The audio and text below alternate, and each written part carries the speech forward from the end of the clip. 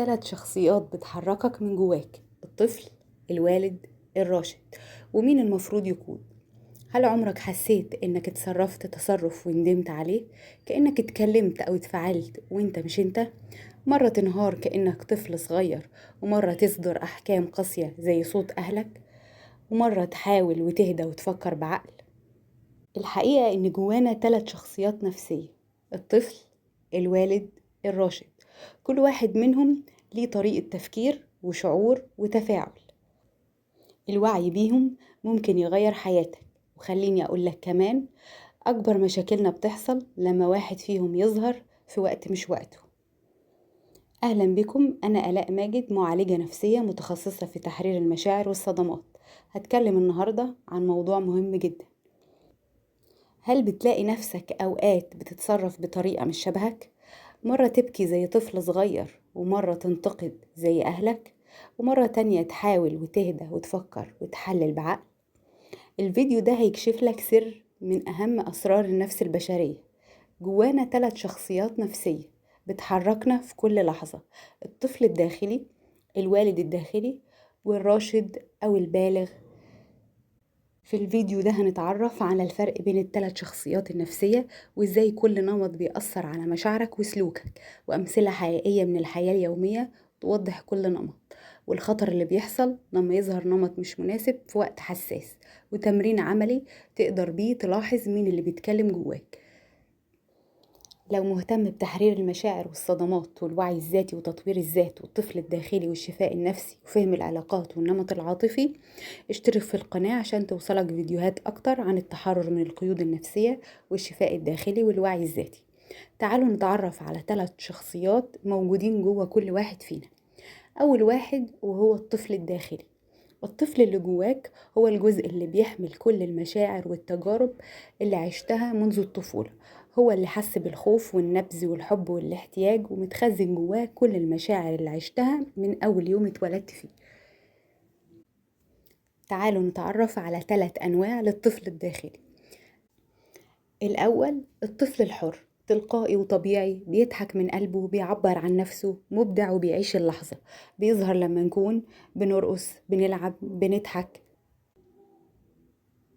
النوع التاني الطفل المجروح أو المتألم، بيحمل جروح الرفض والإهمال والتحقير والإذلال وعدم الأمان. لما تلاقي نفسك بتنهار في مواقف بسيطة أو بتحس إنك مش كفاية، غالبا اللي بيتكلم هو الطفل المجروح. النوع الثالث الطفل المتكيف، ده الطفل اللي اتعلم يرضى أو يخاف أو يمتثل للأوامر. تلاقيه دايما بيحاول ياخد رضا الآخرين، ولو ما أخدوش يحس بالذنب. أمثلة من الحياة اليومية عشان نفهم أكتر: حد بيتجاهلك في الشغل، فجأة تحس إنك صغير ومش مهم، ده الطفل المجروح طلع. بتضحك فجأة من قلبك وإنت بتلعب مع طفل، أو بتجري في المطر، الطفل الحر بيظهر. صاحبك زعلك فتعتذر له وإنت مش غلطان بس علشان ما يزعلش، الطفل المتكيف بيتصرف. تاني شخصية معانا وهي الوالد الداخلي. الوالد هو الجزء اللي بيمثل صوت السلطة والتربية والقواعد والنظم اللي تربينا عليها. هو نتيجة لكل الرسائل اللي اتقالت لك وانت صغير: اعمل كده، عيب، ما ينفعش، لازم تكون الأفضل، الناس هتقول عليك ايه. كل ده بيمثل صوت الوالد. الوالد نوعين رئيسيين: الوالد الناقد، بيصدر أحكام، يلوم، يقارن، انت فاشل، دايما بتغلط، شوف فلان أحسن منك، بيجلدك وبيحسسك بالذنب. طيب والنوع التاني الوالد الراعي، بيحمي ويحنو ويطبطب عليك ويحتويك: أنا معاك، غلط عادي، مش مشكلة، هتتعلم، خذ وقتك، انت لسه صغير. أمثلة: صوتك الداخلي بيقولك ازاي تقول كده، عيب، انت اتصرفت غلط، انت دايما بتتصرف غلط، ده الوالد الناقد. حد بيعيط قدامك فتحتويه وتقوله أنا حاسس بيك، خليك زي ما انت، كل شيء تمام، ده الوالد الراعي. لكن خلي بالك، لو الوالد الناقد هو اللي دايما بيقودك، هتعيش تحت ضغط رهيب وجلد ذات وإحساس مزمن بالذنب والفشل. تالت شخصية معانا وهي الراشد الواعي، ده الجزء الوحيد اللي بيعيش اللحظة، ما بيحكمش من الخوف ولا من البرمجة. الراشد بيحلل وبيختار وبيوازن الأمور. أمثلة: تحس بالخوف فتقول لنفسك ده شعور قديم، أنا دلوقتي في أمان. يحصل خلاف فبدل ما تنهار أو تهاجم الآخرين تسأل أنا ليه اتضايقت، إزاي أتعامل باحترام لنفسي وللشخص الآخر. الراشد هو اللي بنشتغل عليه في جلسات التحرر، لأنه هو اللي بيختار الحياة بإدراك. المشكلة بتحصل لما كل نمط يظهر في توقيت غلط، بتبدأ المشاكل النفسية والسلوكية في حياتنا اليومية. مش الغلط إن الطفل يظهر أو الوالد يظهر، الغلط بيكون لما واحد فيهم يظهر في موقف مش بتاعه ويقودك بدون وعي، وده بيخليك تتصرف تصرفات مش مناسبة أو تندم عليها بعدين. ايه اللي بيحصل لما يظهر النمط الغلط في الوقت الغلط؟ طيب ايه اللي يحصل لو الطفل ظهر بدل الراشد؟ حد بيوجه لك نقد تنهار وتتوجع وتفكر تسيب كل حاجة أو تفكر تهجم على الآخر بطريقة تبوظ العلاقة بتاعته. ده الطفل المجروح ظهر وبيحس بالرفض وبينهار وبيسيب الشغل أو يبوظ العلاقة. مثال كمان، تقابل خوف جديد تهرب وتقول أنا مش قادر أواجه، زي لو بتتهرب من قرارات كبيرة زي سفر أو زواج أو شغل لأنك خايف، وتلاقي نفسك بتقول مش عارف أنا ليه بتصرف كده. ده الطفل الخايف اللي سيطر على القرار. مثال كمان، لو في علاقة عاطفية شريكك مشغول شوية الطفل يظهر ويحس بالإهمال وتبعت له رسائل تلومه. ايه اللي بيحصل لو الوالد ظهر بدل الراشد أو الطفل؟ حد بيحكي عن مشاعره ترد بلوم أو تقليل بدل الاحتواء. أمثلة، صديقك بيحكي عن أزمة نفسية وانت بدل ما تحتويها تقوله كان لازم تتصرف بطريقة أحسن. ده الوالد الناقد ظهر بدل من الوالد الواعي أو الراشد. بيظهر مع نفسك لما تغلط غلطة بسيطة وتبدأ تقول أنا فاشل، أنا عمري ما هتغير. ده صوت الوالد الناقد وده اللي بيمنعك من التعلم. بيظهر كمان مع ابنك الصغير لو وقع أو اتعور أو عمل أي حاجة غلط، أول رد فعل ليك بيكون مش قلتلك ما تعملش كده، بلاش تجري، بلاش تعمل، بدل انت كويس، مش مشكلة، هتقع وتتعلم. بيظهر لما تنتقد شريكك أو أولادك قبل ما تفهم أو تسمع ايه اللي حصل، بتجلد نفسك باستمرار على أي غلط.